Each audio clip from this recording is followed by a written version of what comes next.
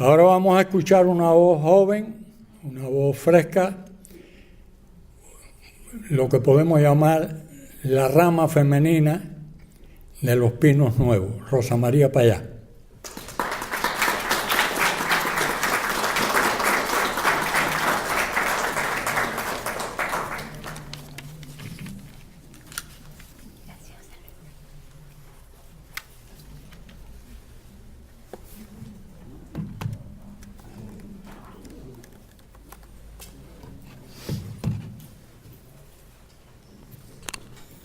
Muchas gracias, buenas tardes a todos. Muchas gracias al Instituto de la Memoria Histórica por invitarme a conversar con ustedes. Realmente para mí es un gran honor la invitación, es un gran honor también compartir con tantas personas que admiro tanto, pero de cuya lucha escuché en la distancia, en mi casa, en La Habana, mientras veía también cómo otros hombres que admiraban a esos hombres que ahora he podido conocer también se enfrentaban a la misma dictadura, ¿no? Que lamentablemente lleva ya 60 años. Se nos ha pedido que hablemos de lo que nuestras organizaciones o nosotros mismos hemos hecho o hemos contribuido en esta lucha. Yo no puedo más que comenzar por lo que otras personas han hecho y han contribuido. Y me estoy refiriendo, por supuesto, al trabajo del Movimiento Cristiano de Liberación, al trabajo de mi padre, Osvaldo Payá, al trabajo de tantos héroes también de la lucha por la democracia en nuestro país. El Movimiento Cristiano de Liberación surgió en 1988. Surge de las inquietudes de un grupo de laicos, de un grupo de amigos dentro de la Iglesia Católica que habían intentado expresar esas inquietudes, que lo habían hecho también en algo que se conoció como el Encuentro Nacional Cubano, el Encuentro Eclesial Nacional Cubano, la ENEC, en 1986, donde por primera vez había representación del exilio en la isla, y algunos de esas personas que después fundaron el Movimiento Cristiano de Liberación llevaban allí una propuesta que tenía en el centro la dinámica y el concepto de que los cubanos somos un solo pueblo, dentro y fuera de la isla, diáspora, exilio y cubanos que luchan, que viven y mueren dentro de la isla. Somos un solo pueblo y como tal tenemos el derecho, si no el deber, de participar de esta lucha por la libertad. 2 años después nace el Movimiento Cristiano de Liberación. Inmediatamente sale de la iglesia y se convierte en un movimiento ciudadano, en un movimiento cívico que sí tiene una inspiración cristiana, que sí está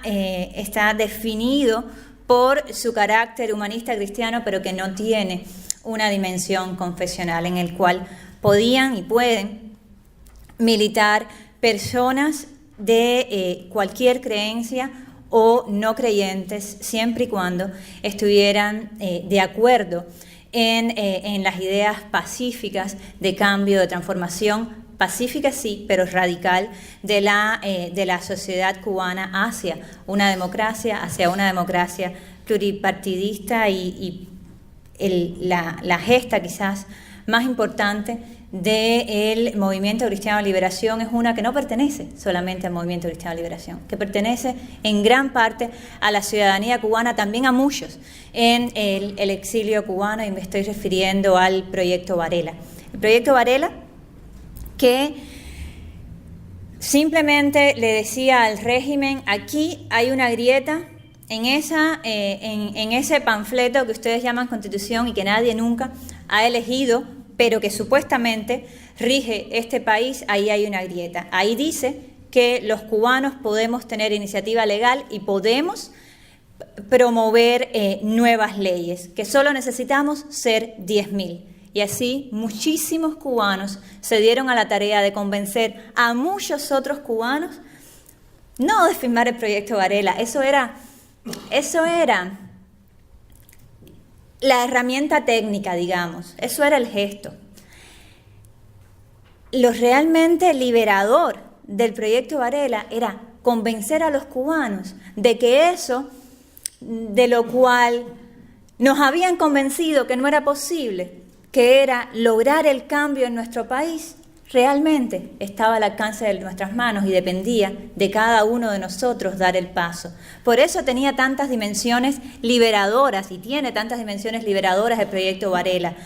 porque cada ciudadano cubano que ponía en un pedazo de papel su nombre, su dirección, su número de identidad, en un papel que sabía que iba directamente a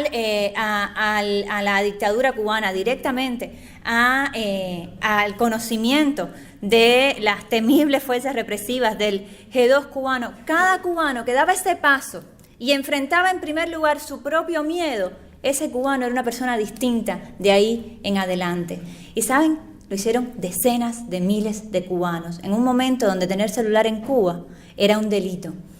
en un momento donde muchos de los que se convirtieron en líderes ciudadanos del proyecto Varela, muchos de ellos miembros del Movimiento Cristiano de Liberación, muchos de ellos miembros de la oposición, y muchos de ellos ni tan siquiera miembros de la oposición, muchos de ellos líderes ciudadanos nuevos que surgieron en la gesta del proyecto Varela y que después hemos visto renacer y fundar incluso otras organizaciones. Gesta que por supuesto recibió la represión del régimen cubano, ¿no? Decenas de sus líderes fueron a prisión en lo que se conoció después en lo que fue la Primavera de Cuba y se conoció después como la Primavera Negra, donde apresaron a 75 líderes cubanos, alrededor de 50 de ellos líderes del proyecto Varela. Movimiento tan grande que obtuvo sí la reacción del régimen, la reacción de aberrar aún más las leyes que ellos han concebido y cambiar la Constitución para hacer ese sistema macabro de partido único comunista irrevocable y hacer incambiable el artículo que dice que el sistema es irrevocable y es simplemente una reafirmación de eso lo que quieren hacer ahora con la reforma constitucional. Pero ni por un segundo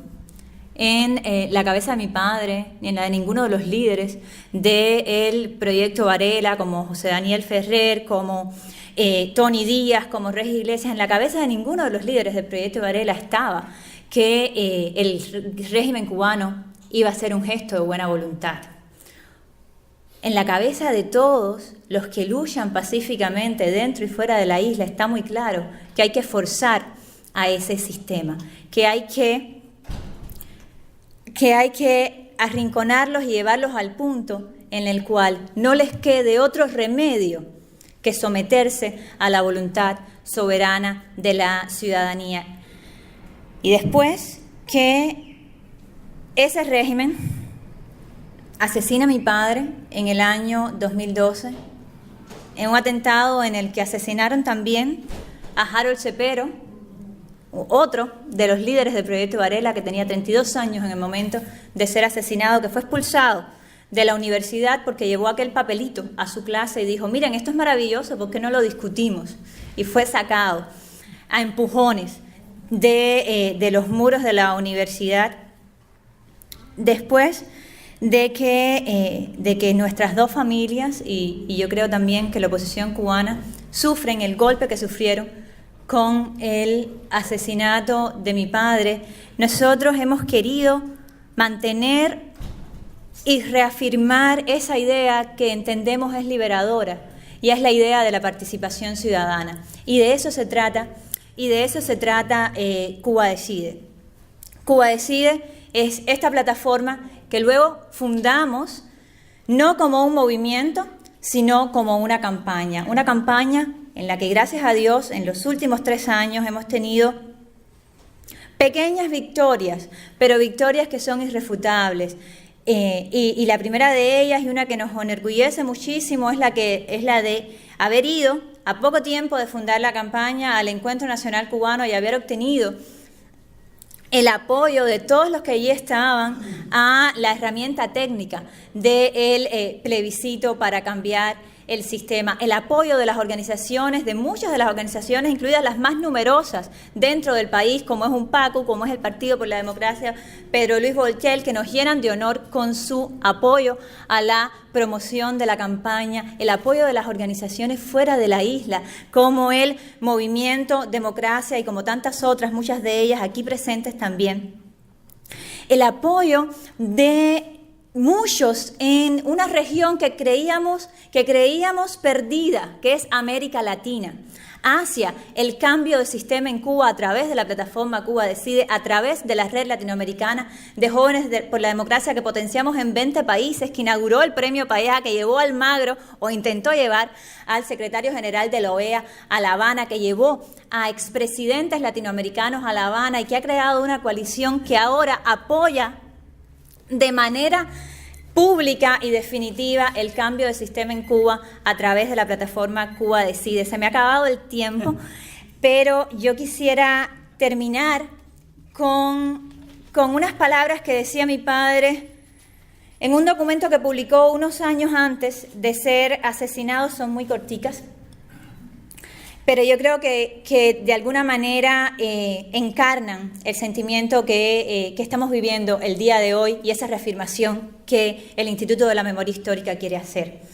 Entre los cubanos que luchamos pacíficamente por la democracia en Cuba, decía mi papá, hay amplia diversidad y riqueza de ideas y proyectos. Si en algo estamos muy unidos es en el amor a Cuba y en el objetivo de lograr todos los derechos para todos los cubanos, la libertad, la reconciliación, la paz y la democracia verdadera, para que el pueblo pueda ejercer su soberanía y decidir sus proyectos, los cambios y su futuro. Muchas gracias.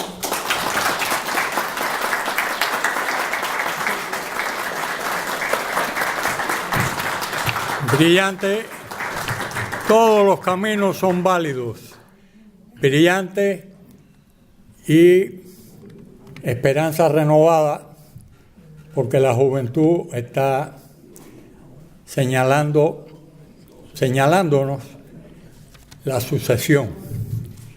Biológicamente estamos terminando y necesitamos relevo de urgencia.